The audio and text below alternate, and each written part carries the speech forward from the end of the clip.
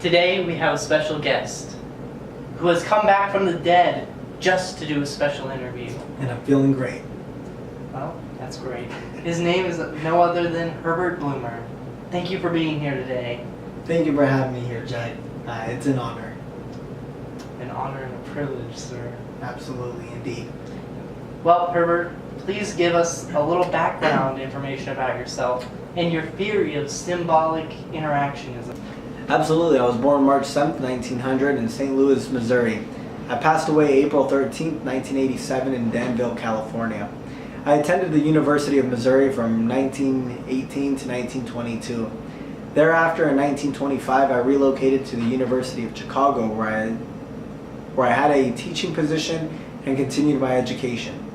In 1925, I received my doctorate and took on my own research along with a foundation based on none other than philosophy professor at the University of Chicago, George Mead, which at that time was considered an early constructionist.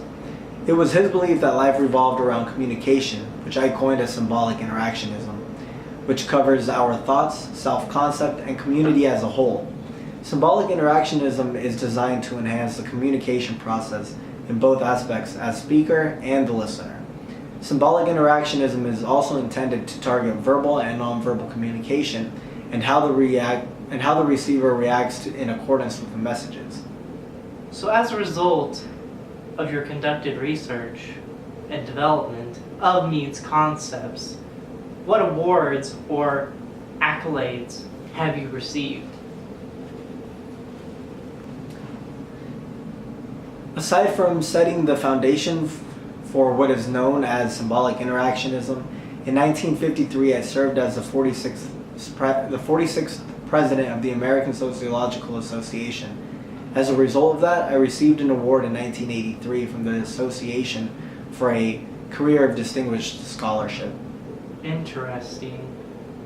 So what are the three premises, and could you expand on them?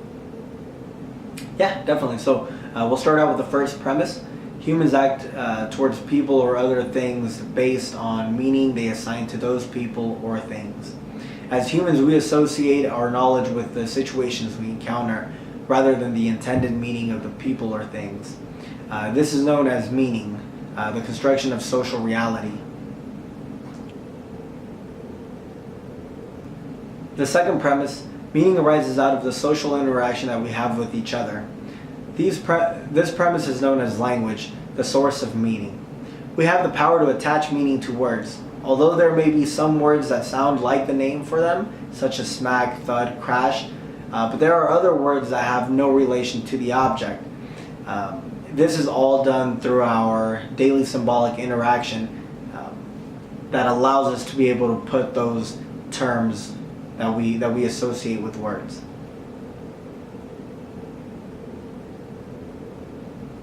Lastly, the third premise is known as thinking, the process of taking the role of the other. By that, an individual interpretation of symbols is modified by his or her own thought processes, as Mead labeled it, minding, which is the process of inner dialogue or having a conversation with oneself. As for taking the role of the other, it comes down to putting yourself in another person's place to view yourself.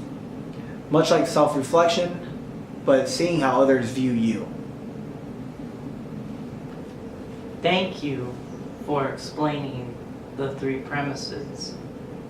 It is one thing to have a theory, but another to apply it in practice.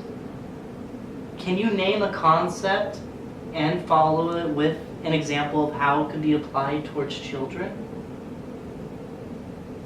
Most certainly. Children are a great example of the self-fulfilling prophecy. To start out, I'll begin by explaining self-fulfilling prophecy. It's basically positive or negative predictions communicated to someone else, in this case children, come true. For example, if a child struggles in school and the message being delivered to him or her is, "You're not smart," then this will become their reality, furthermore causing the child to fail. However, if the message comes across in a positive manner, such as "great job, if you keep trying, I know you'll do well," then the prediction of them succeeding will manifest into reality. Let's talk about the looking glass self. Can you give me an explanation of how that works? The looking glass self is interconnected with taking the role of the other. It's a way to examine yourself in relation with how you are viewed by someone else. This plays a very big role in those who are very self-conscious and with very high self-esteem and even low self-esteem. These type of people are constantly examining themselves to make sure that they're in the flow of the crowd they associate themselves with. In your mind, you may be really outgoing, a very sociable person, but to the next person, you may see they may see you as annoying, clingy, or socially inept. And that is basically what you would do within the looking glass self, is you would put yourself in that position and be able to analyze yourself. Do you want to leave us with any last comments or theory concepts before you die again? Yeah, absolutely. I'd like to end by saying that the concept of generalized other is of equal importance because it doesn't just center around one person. It takes into account the masses and how humans behave or speak based on expectations set forth by society. As an example, again, for children, if they grow up in a violent environment or in a violent neighborhood, they too will most likely conform to those norms because that's what they're going to be exposed to. In like manner, if children grow up in a safe suburban neighborhood, then their perceptions of life will be much different growing up compared to the child in a violent neighborhood.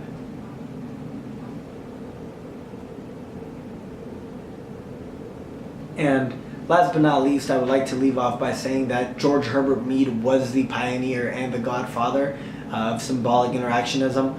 What I have done was merely expand on the theory and to continue solidifying the recognition for this theory and to prove that not only is it a theory that we speak upon, but it's also a theory that can be put into practice. Thank you for being with us here today.